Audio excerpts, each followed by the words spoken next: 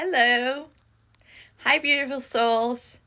Let's talk uncomfortable and ego. There are people like me that live their lives in the uncomfortable every day.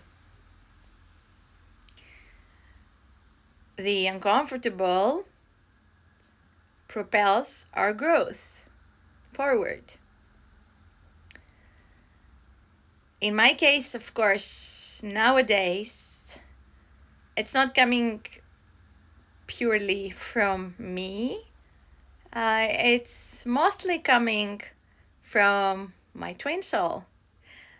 Because when you have a twin soul incarnated on earth, you are one system with them. And when one of the two twin souls is suffering, the other is suffering too.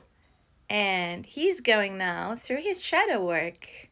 Yay! And that's pretty uncomfortable. It's the most uncomfortable thing someone can do that will lead to enlightenment, shadow work.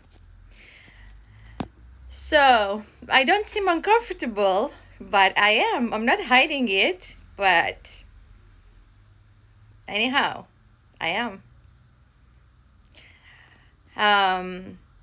Now, the uncomfortable is created from resistance to what is.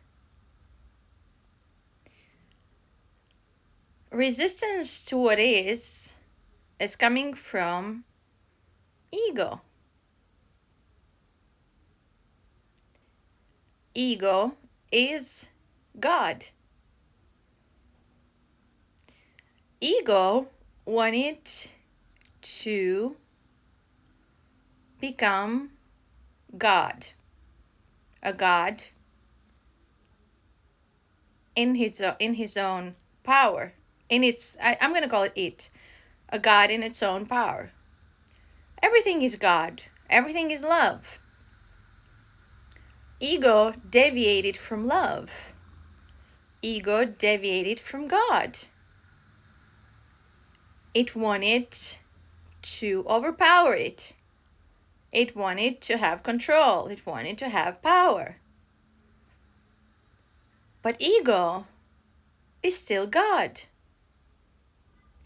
And if ego decides to come back to love, come back to God, and decide that it is and it can be one with everything else, one with consciousness,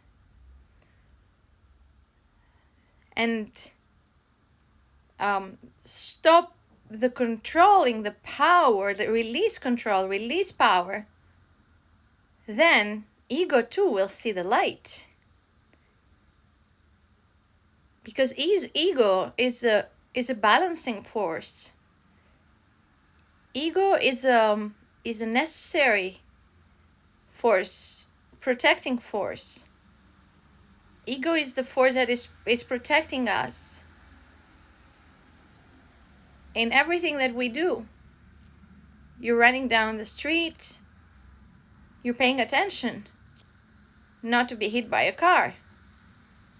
You are at the edge of a cliff, the ego is protecting you from falling off.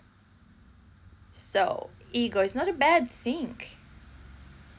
Ego is a balancing force.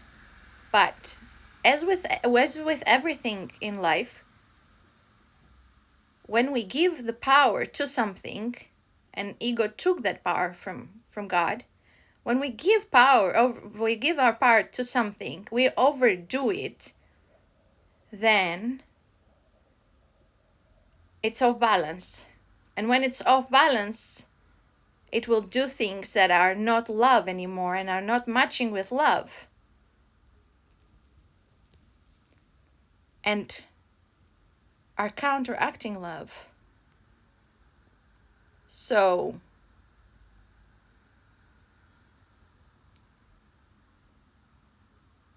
the uncomfortable is teaching us. We grow through the uncomfortable. To go back to it now.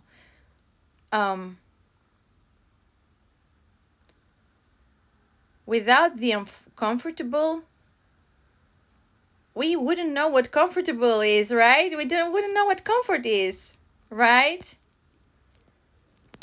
So, the best thing we can do when we feel really, really uncomfortable is to face it, to kind of look it for what it is, to embrace it, to let it flow, to recognize that too, what we're going through is an energy that it's flowing through our body or a situation. It's still an energy. Everything is energy.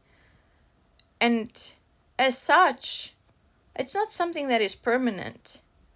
It's flowing. It's constantly flowing. And it's going to change. So,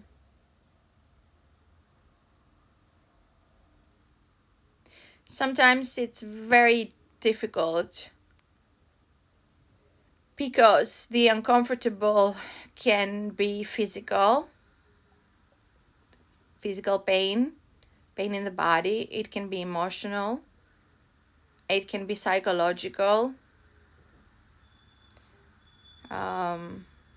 It can be mental.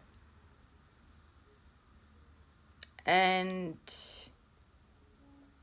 we really need to work with ourselves in the end.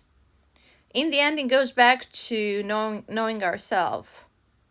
It goes back to self-knowledge, to self-actualization. So, whatever you do in life, always turn within and try to know and understand yourself a little better. Give yourself a little bit more time.